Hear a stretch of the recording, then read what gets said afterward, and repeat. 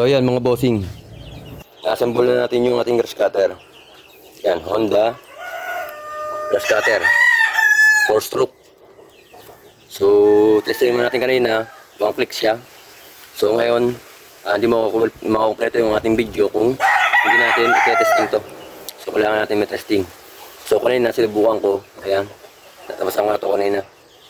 So ngayon papakita ko sa inyo na working talaga siya. Ayan. So okay naman siya, 1 click.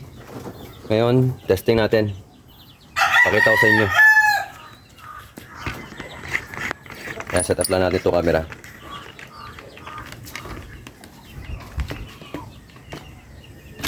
Ayan, start natin.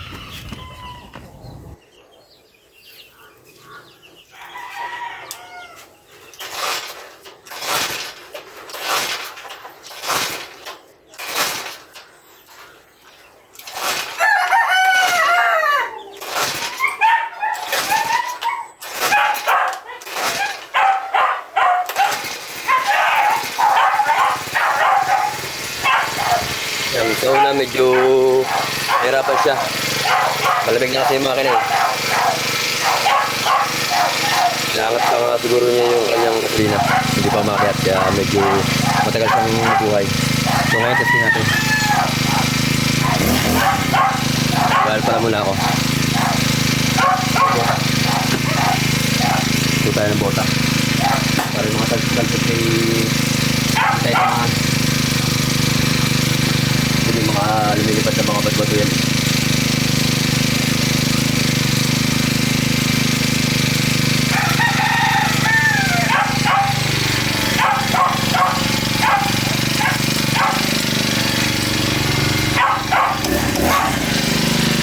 Set natin yung mga camera dito. Ayan.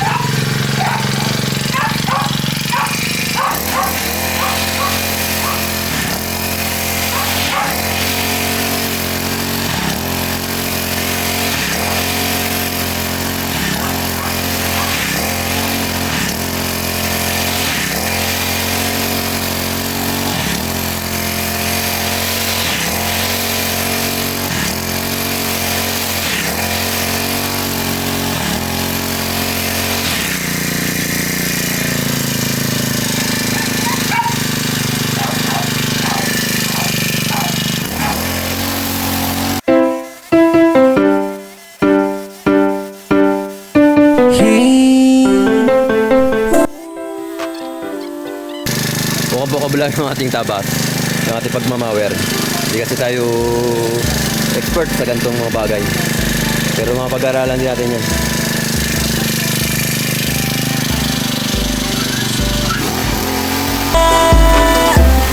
Dito na sa Jano Workshop, dito na sa Jano Workshop, mapagkakatiwalaan, magaling gumawa.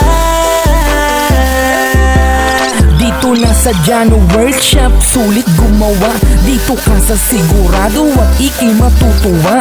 Sliding window, sliding door, awning window, kahit pa aluminum, kitchen cabinet, modular. Maliit na lagayan ng gasolina. Yan, ayos naman yung ating tabas.